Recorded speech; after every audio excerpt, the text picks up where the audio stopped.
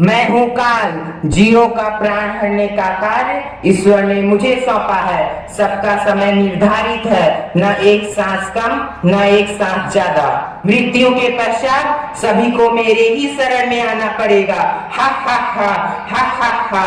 मैं हूँ यमराज, मैं हूँ काल, मैं हूँ काल। महाराज यमराज की जय हो। महाराज यमराज की जय हो। महाराज यमराज की जय हो। चित्रगुप्त, बहुत चिंतित लग रहे हो। कौन सी समस्या में उलझे हुए हो? चित्रगुप्त, क्षमा करें प्रभु, बात ही कुछ ऐसी है जिसने मुझे बहुत परेशान कर दिया है। अच्छा, कौन सी बात है? मैं भारत से आई हुई आत्माओं के पाप पुण्य का लेखा जोखा देख रहा था। असमंजस ये है कि इन आत्माओं को स्वर्ग में भेजें या नरक में, समझ में नहीं आ रहा है प्रभु। इसका निर्णय आप ही करें। ठीक है चित्रगुप्त, इन आत्माओं को बुलाओ, हम इनका निर्णय करेंगे। जी प्रभु। यमदूत, भारत से आई हुई आत्माओं को पेश करो। आज्ञा महाराज। यमलोक में आप सभी आत्माओं का स्वागत है। आपके सभी कर्मों का लेखा जोखा चित्रगुप्त जी के पास है। अब से कुछ ही क्षणों में यमराज महाराज आपके विषय में निर्णय लेंगे। चलो, यही है भारत से आई हुई आत्माएं जिनके ऊपर निर्णय करना अभी बाकी है। ठीक है चित्रगुप्त, इन आत्माओं को एक एक करके बुलाओ, हम इन पर विचार करेंगे। ठीक है प्रभु। यमदूत, पहली आत्मा को आगे लेकर आओ। लक्ष्मी टरेक मेरी कार में तू उलझी पड़ी सेक्टर की जुड़ार लेसी बोला पे यो दुनिया नचारा छोरा जाट का रे सिस्टम पे पारा छोरा जाट का देख तेरे सपना में। ये राजू छिलके की आत्मा है। यमराज को अपना सलाम। महाराज, दुनिया के जितने भी ऊट पटांग कार्य हैं, इसने उन सभी कामों को किया है, जैसे लोगों को परेशान करना, नशा पत्ती करना, जुआ खेलना, माँ बाप शिक्षकों का कहना न मानना, सड़कों के नियमों को तोड़ना, तेजी से गाड़ी चलाना आदि। परंतु अच्छा काम ये किया है कि कॉलेज में पढ़ने वाले लोगों की इसने मदद भी की है। अब समझ में नहीं आ रहा है कि इस छिलके को स्वर्ग में भेजे कि नर्क में। आप ही निर्णय कीजिए प्रभु। अच्छा, तो मामला काफी गंभीर है चित्रगुप्त। हाँ, तो मिस्टर छिलके, ये बताओ तुम्हारी क्या इच्छा है? कहाँ जाओगे, स्वर्ग में या नरक में?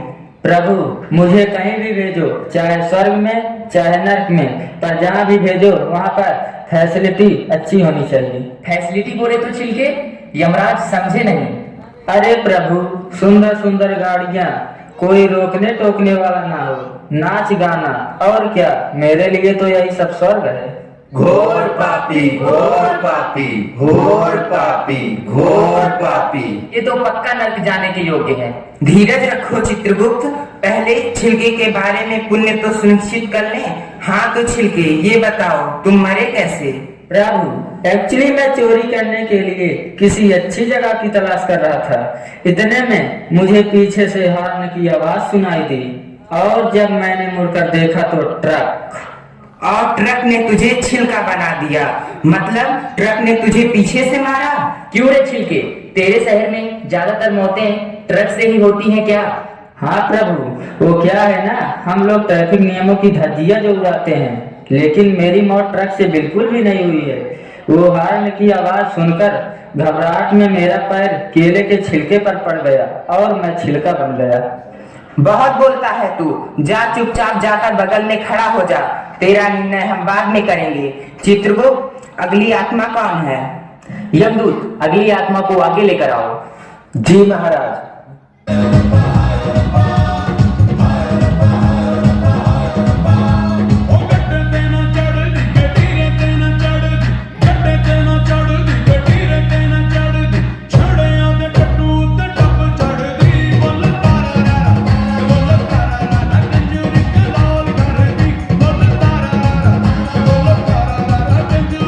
प्रभु, ये हरियाली सिंह की आत्मा है। ये कंस्ट्रक्शन का काम करता है, लेकिन ये बड़ी दुविधा वाली आत्मा है। इन्होंने अच्छा काम भी किया है, जैसे गरीबों के लिए घर बनवाए, अस्पताल बनवाए, पब्लिक के लिए सड़कें, पुल आदि बनवाए हैं। लेकिन प्रभु, ये धरती के लिए बोझ है। ऐसा क्यों? प्रभु, इसने अपने कंस्ट्रक्शन के काम के लिए कई सारे पेड़ काटे हैं, पर लगाया एक भी नहीं है। घोर पापी, घोर पापी। वाकई ये तो बहुत गलत बात है। नाम है तुम्हारा हरियाली और धरती से हरियाली ही नष्ट कर रहे हो। जब तुम्हें पेड़ लगाने का कॉन्ट्रैक्ट मिला था तो लगाया क्यों नहीं? अरे प्रभु, छोड़िए ना पेड़ पौधे की बातें। जब आप मेरे बनवाए world class multiplex, flat, bridge वगैरह देखेंगे ना, तो आप भी भूल जाएंगे इन पेड़ पौधों को।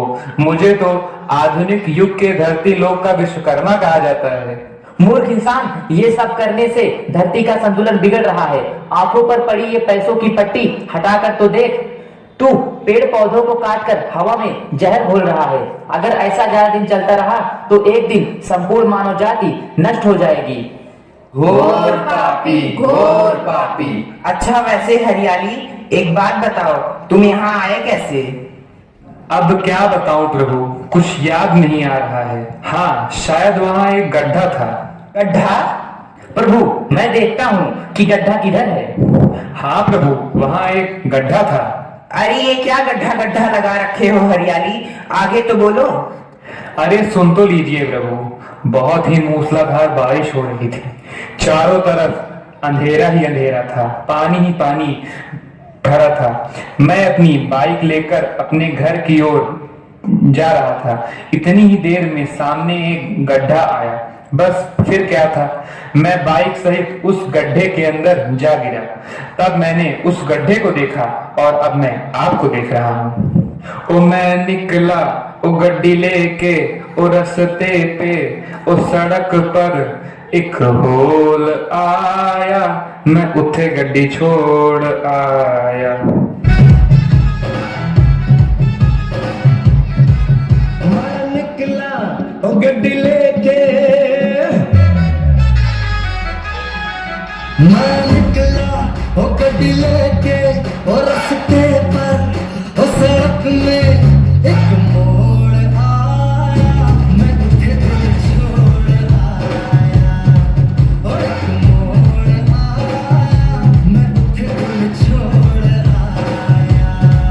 रब जाने कब गुजरा अमृतसर हो, कब जाने लाहौर आया, मैं तुझे दिल छोड़ आया। एक मोड़ आया, मैं तुझे दिल छोड़ आया। बस बस हरियाली, ठीक है, यहीं तुम भी बगल में खड़े हो जाओ। हम तुम्हारा निर्णय बाद में करेंगे। यमदूत देखो पीछे कौन शोर मचा रहा है। देखिए सर, मैं बहुत बिजी हूँ, मेरे पास बिल्कुल भी टाइम नहीं है। जल्दी करिए, मेरे पूरे दिन का शेड्यूल फिक्स है। अरे भाई ये कौन है? प्रभु, ये एक स्पेशल केस है। इसे तो मरने का भी टाइम नहीं है, क्योंकि यह आईटी में है। क्या कहा? आईआईटी? नहीं प्रभु, आईआईटी नहीं, आईटी। ये आईटी प्रोफेसर है, नाम है जुगनू बिस्लेरी। अच्छा, नाम सुनते ही प्यास लग गई। लीजिए प्रभु। ठहरिए प्रभु, यही सोच तो बदलनी है। अच्छा ठीक है ठीक है, बताओ इसकी क्या कंडीशन है? प्रभु, वैसे तो ये बहुत बढ़िया कंप्यूटर के जानकार हैं, परंतु है बहुत लापरवाह। ये अपने ऑफिस में भर भर के सिंगल यूज प्लास्टिक बॉटल का इस्तेमाल करता है। देखिए, अब भी बॉटल उसके हाथ में है। अब सार्वजनिक स्थानों पर पानी साफ है, इसका कोई भरोसा थोड़ी ही है। 20 रुपए की पानी की बोतल कोई न ले तो क्या करे, बीमार थोड़ी न पड़ना है। चित्रगुप्त कि मोदी जी के आने के बाद भारत की स्वच्छता स्तर में काफी सुधार आया है। सही सुना है प्रभु, लेकिन इस बिस्लेरी को क्या कहें। दिन भर लैपटॉप में घुसा रहता है और खाली समय में पार्टियां करता है। उनमें भी भर भर के यूज एंड थ्रो वाला मटेरियल यूज करता है, जो अभी भी सड़क के किनारे सड़ रहा है, जिनको खा खा कर न जाने कितने जानवर मर चुके हैं। घोर पापी, घोर पापी। वैसे जुगनू बिस्लेरी, ये बताओ तुम मरे कैसे? वो क्या है कि मैं सोशल सर्विस भी करता हूँ। प्लास्टिक रोको अभियान के तहत मैं चीफ गेस्ट के रूप में पानी का बोतल लेकर स्पीच देने जा रहा था। तभी मेरे पैर के नीचे एक प्लास्टिक का बोतल आ गया और मैं फिसला और यहाँ आ गया। सिर्फ भाषण देने से कुछ नहीं होता है, उसको फॉलो भी करना चाहिए। वैसे बिस्लेरी, ये बताओ कहाँ जाओगे, स्वर्ग में या नर्क में? बस प्रभु, आप मुझे एक लैपटॉप, चार्जर, मोबाइल और वाईफाई दिला दीजिएगा, फिर तो मैं कहीं पर भी रह लूंगा। बस जो करना है जल्दी करिए, मेरे पास टाइम नहीं है, मेरी मीटिंग है। देखा प्रभु, मैंने कहा था ना कि एक स्पेशल केस है। जा बिस्लेरी, तेरा भी हिसाब करेंगे प्रभु। जा जाकर साइड में खड़ा हो जा। सर, मेरी मीटिंग है, जल्दी डिसाइड करिए प्लीज। अगली आत्मा को बुलाओ चित्रगुप्त। यमदूत, अगली आत्मा को पेश करो। प्रभु, ये जो अगला आत्मा है ये बाबू मंचला का है। प्रभु प्रभु, बाबू मंचला तो मिल ही नहीं रहा है, पता नहीं कहाँ गया, लगता है वो वापस पृथ्वी लोक चला गया क्या? क्या कहा? यमलोक से कोई भी नहीं भाग सकता, ढूंढो उसको। चित्रगुप्त, तुम भी जाओ। आत्मा नंबर 4 किधर है? बाबू मंचला, बाबू मंचला। दूत, वो रहा बाबू मंचला, जाओ उसे पकड़ कर लाओ। गुड मॉर्निंग प्रभु। बाबू मंचला, कैसे आए यहाँ पे? बाइक से प्रभु। अच्छा मंचले, ये बताओ कहाँ जाओगे, स्वर्ग में या नर्क में? प्रभु, न स्वर्ग में न नर्क में, बाबू तो जाएगा अपने घर में। नालायक, क्या बोल रहा है तू? नर्क को क्या अपने खाला का घर समझ रखा है? यहाँ क्यों आया है? प्रभु, अब पूछे ना काम की बात, अब क्या बताऊं प्रभु, धरती पर पेट्रोल इतना महंगा हो गया है, सोचा यहीं से ले लूं। अरे चित्रगुप्त, कौन है? एक काम करो, इसको इसके बाइक के साथ यहीं पे बांध दो। और पेट्रोल? अगर पेट्रोल ही होता तो हम देवता लोग गाय, भैंस, बैल, चूहे की सवारी थोड़ी ना करते। हम भी तुम मनुष्यों की तरह मर्सिडीज, BMW, ऑडी पर ना घूमते। तुम मनुष्यों ने तो मूर्खता की हद कर दी है। आखिर ईश्वर ने तुम्हें 2 पैर और हाथ किस लिए दिए हैं? इसका भी कुछ इस्तेमाल कर लिया करो। ईश्वर ने कुछ संसाधन सीमित मात्रा में दिया है, उसका उपयोग भी संभल कर ही करना चाहिए। अरे महाराज, आप यह क्या कह रहे हैं? गाड़ियों के बिना तो हम जी ही नहीं सकते। हमारे यहाँ तो कुछ लोग ऐसे हैं जो बाथरूम भी बाइक से जाते हैं। तभी तो तुम लोग अस्पताल भी बहुत जल्दी पहुंच जाते हो। शारीरिक श्रम न करने और पर्यावरण प्रदूषण बढ़ाने के कारण तुम मनुष्य तरह तरह की बीमारियों के चपेट में आ रहे हो। अब चुपचाप जाकर साइड में खड़ा हो जा, तेरा निर्णय हम बाद में करेंगे। अगली आत्मा कौन है चित्रगुप्त?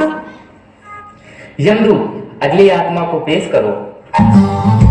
देखा है तुझको जब से हाय मैं तो हिल गया, लगता है मेरे सीने से दिल निकल गया।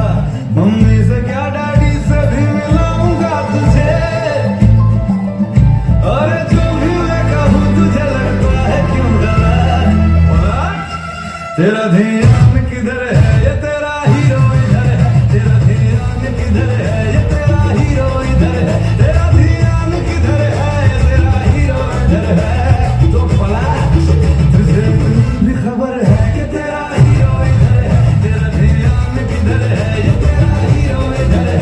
तेरा ध्यान किधर है, ये तेरा हीरो इधर है। Morning Prabhu, my name is Kamal Kumar. महाराज, यह एक मल्टी टैलेंटेड आत्मा है, इसका नाम है कमल कुमार। अच्छा, ऐसा क्या? हाँ महाराज, क्योंकि ये एक अभिनेता, फिल्म निर्माता और आजकल सेंसर बोर्ड का अध्यक्ष भी था। ओह चित्रगुप्त, भारतीय फिल्में और उनके गाने हमें भी बहुत पसंद थे। बचपन में कभी कभी हम उन गीतों को सुनने के लिए पृथ्वी लोक भी चले जाते थे। क्या आनंद था उन गानों में। सावन का महीना पवन करे शोर, जिया रे झूमे ऐसे जैसे बनमाना थे मोर। सावन का महीना पवन करे शोर, जिया रे झूमे ऐसे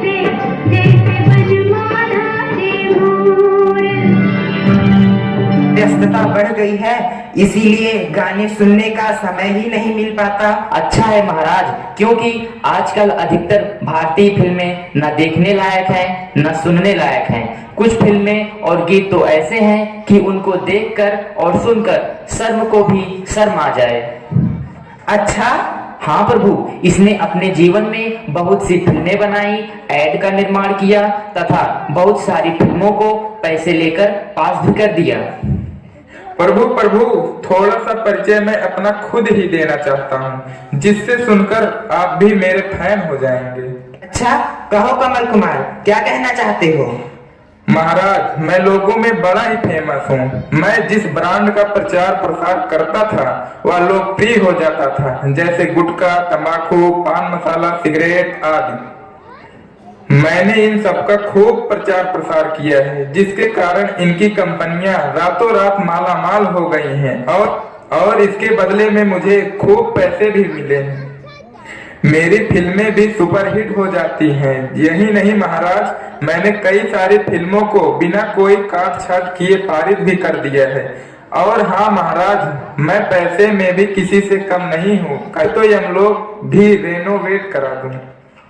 चुप कर मूर्ख मानव, तू अपनी संस्कृति और सभ्यता को भूल रहा है। तू तो बदतर नर्क जाने योग्य है। घोर पापी, घोर पापी। महाराज, अब आप इसका पाप सुनिए। समझ नहीं आता प्रभु, कहाँ से बताऊं और कितना बताऊं। प्रभु, इसने जितने भी उत्पादों का प्रचार प्रसार किया है, वे सभी समाज के बच्चों, किशोरों, युवा वर्गों को बीमार कर रही है तथा उन्हें गलत रास्ते पर ले जा रही है। और तो और महाराज, इसने पैसों के लालच में ऐसी फिल्मों को भी पारित कर दिया है जो समाज को गलत संदेश दे रही है तथा युवा वर्ग को पथभ्रष्ट कर रही है। अच्छा, यह तो बड़ा ही चिंतनीय विषय है। एक वो समय था जब भारत देश में सभी परिवारजन एक साथ मिलकर फिल्म देखा करते थे और खुश रहते थे। पर महाराज, अब वो समय गया इन जैसों के कारण। चित्रगुप्त महाराज, आपको तो बड़ी शिकायत है मुझसे। चलिए ना कुछ ले देकर मामला सलटा लेते हैं। मूर्ख मानव, तेरा मामला तो अब यमराज ही सलटाएंगे। नालायक, यहाँ आकर भी तू अपनी हरकतों से बाज नहीं आ रहा है। तेरा फैसला हम जरूर करेंगे। जाकर साइड में खड़ा हो जा। अगली आत्मा कौन है चित्रगुप्त? प्रभु, जो अगली आत्मा है वो आज की आखिरी आत्मा है। यमदूत, आज की आखिरी आत्मा को पेश करो।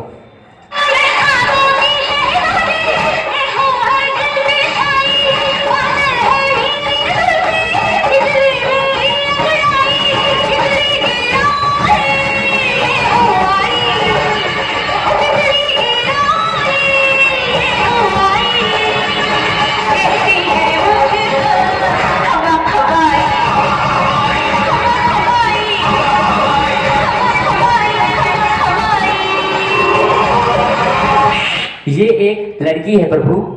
वो तो दिख ही रहा है। नाम है लाली रूपाली, कॉलेज में पढ़ती है। लाली रूपाली, प्रभु को प्रणाम कौन करेगा? मूर्ख नालायक। ओह सॉरी प्रभु, मैंने आपको देखा ही नहीं। प्रणाम प्रणाम। वो क्या है ना, मैं मेकअप कर रही थी। खामोश प्रभु, ये लाली रूपाली के कर्मों को सुनिए। इन्होंने अच्छा काम भी किया है और बुरा काम भी किया है। ठीक से खड़ी रहो।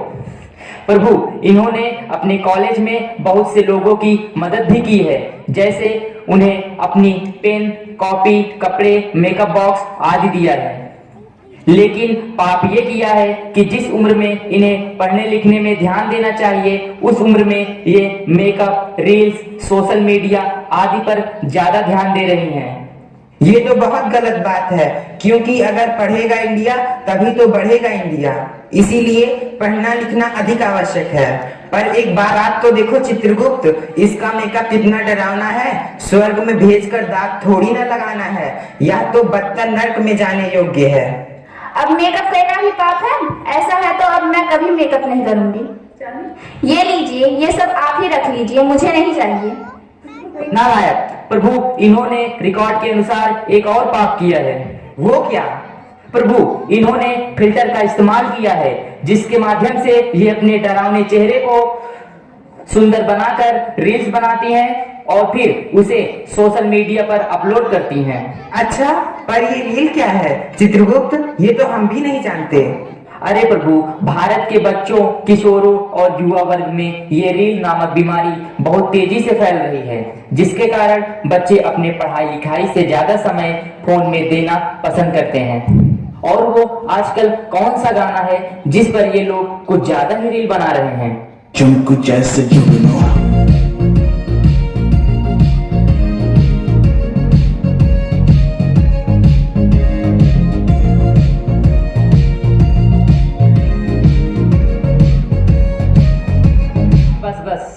चित्रगुप्त, ये लोग नाच गाना तो बढ़िया कर लेते हैं, सोच रहे हैं क्यों ना इन्हें स्वर्ग भेज दिया जाए, वहां पर ये देवता लोग का मनोरंजन करेंगे।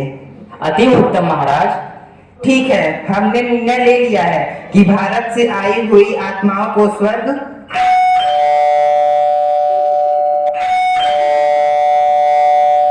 यमदूत, देखो दरवाजे पर कौन है? यमराज की जय हो। प्रभु देवलोक से देवदूत और नरकलोक से नरकदूत पधारे हैं और वे संदेशा लेकर आए हैं। ठीक है यमदूत, उन्हें आदर पूर्वक अंदर लेकर आओ। जो आज्ञा प्रभु। महाराज यमराज को हमारा प्रणाम। प्रणाम। कहिए, क्या उद्देश्य लेकर आप लोग यहाँ पधारे हैं? महाराज, स्वर्ग अधिपति देवराज इंद्र ने यह संदेश भेजा है कि भारत से आने वाली किसी भी आत्मा को स्वर्ग में न भेजा जाए, क्योंकि स्वर्ग में भारत का रिजर्वेशन कोटा फुल हो गया है। परंतु ऐसा कैसे हो सकता है? ऐसा ही हुआ है प्रभु, क्योंकि पिछले 2 वर्षों में कोविड महामारी के कारण धरती पर बहुत से लोग मरे हैं। उनमें से अधिकतर लोग अपने अच्छे कर्मों के कारण स्वर्ग लोग आ रहे हैं, तथा महाराज, इन भारत के लोगों ने पर्यावरण के प्रति भी बहुत ही लापरवाही दिखाई है। उदाहरण के तौर पर पॉलिथीन बंद करने के सरकार के प्रयास को समर्थन देना तो दूर, इसके उपयोग में भी जरा भी कमी नहीं की है। जी, एकदम सही। इन्हीं कारणों से देवराज इंद्र ने यह निर्णय लिया है कि भारत से केवल निर्दोष जीव जंतु और पक्षियों को ही स्वर्ग प्राप्त हो, वहां के लापरवाह मानवों को नहीं। वहां के लापरवाह मानवों में जब तक सुधार न हो तब तक उनकी परछाई भी स्वर्ग के आसपास न दिखाई दे। अच्छा, वाकई ये तो भारतवासियों के लिए बहुत ही बुरी खबर है चित्रगुप्त। हाँ प्रभु। बेचारे भारतवासी, तुम क्या खबर लेकर आए हो नरकदूत? प्रभु, नर्क के सरकार का कहना है कि भारतवासियों के लिए नर्क में कोई स्थान नहीं है। दरअसल बात ये है महाराज की, भारत के वीर जवान इतने आतंकी मार रहे हैं कि नर्क उन्हीं से भरा पड़ा है। अच्छा। हाँ महाराज, दरअसल भारत में आतंकवाद बढ़ गया है कि वे जहाँ तहाँ अटैक करते रहते हैं, जिसके कारण भारत के वीर जवानों को उन्हें मारना पड़ता है। फिर ये सभी नर्क में आते हैं तो हम लोग इनको भूत चुड़ैलों से नचवाते हैं, फिर इन्हें खौलते हुए तेल में डालकर पकौड़े की तरह तलते हैं। नर्क लोक में यही सब चल रहा है महाराज। बहुत अच्छा, पर इन भारतवासियों का क्या किया जाए? ये तो न स्वर्ग के रहे न नर्क के, लेकिन यमराज का बुलावा आने पर हर किसी को कहीं न कहीं तो जाना ही पड़ता है। समझ में नहीं आ रहा है कि इन भारतवासियों का क्या करें।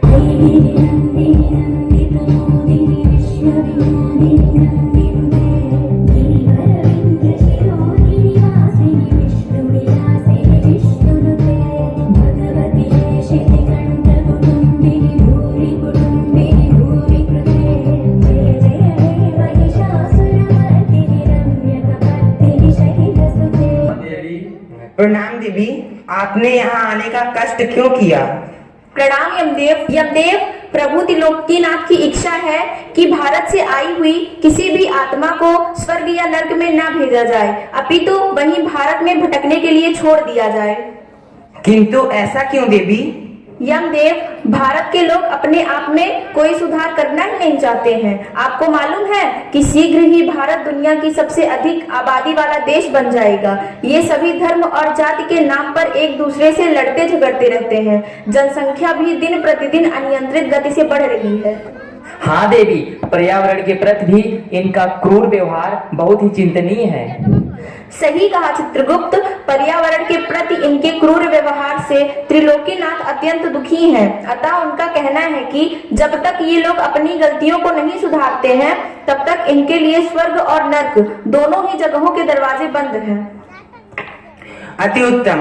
प्रभु त्रिलोकीनाथ का यह कदम स्वागत योग्य है। जैसी करनी वैसी भरनी। चित्रगुप्त जी महाराज। हमने निर्णय कर लिया है कि इन आत्माओं का क्या करना है। क्या करना है महाराज? तो छिलका, हरियाली आदि की आत्माओं को सामने लेकर आओ। यमदूत आत्माओं को आगे लेकर आओ। तो आज्ञा महाराज, चलो सभी आगे आओ। चित्रगुप्त, हमने ये निर्णय किया है कि इन सभी आत्माओं को धरती पर भटकने के लिए छोड़ दिया जाए, वो भी बिना शरीर के। सही कहा प्रभु। वैसे भी इन आत्माओं को तो यह नहीं पता कि ये जिंदा है या मर गए हैं, तो उसी प्रकार मुझे भी नहीं पता कि यमलोक में इनका बुलावा है कि नहीं। यमदूत, धक्के मार के भगाओ इन आत्माओं को और भटकने दो इन्हें बिना शरीर के। हमें क्षमा करिए देवी, हमें क्षमा करिए प्रभु, हमें क्षमा करिए देवी, हमें क्षमा करिए प्रभु। नहीं प्रभु, ऐसा मत करिए। हम सभी आत्माओं ने अपनी गलती स्वीकार कर ली है। अब हम कभी कोई गलत काम नहीं करेंगे। हाँ प्रभु, हम फिर कभी पेड़ नहीं काटेंगे और खूब पेड़ लगाएंगे और जाति और धर्म के नाम पर हम नहीं लड़ेंगे। हम आपसे वादा करते हैं कि हम अपनी गलतियों का प्रायश्चित करेंगे। कृपया आप हमें एक मौका और दे दीजिए प्रभु। एक मौका महाराज, एक मौका। ठीक है, ठीक है। देवी, आपका क्या कहना है?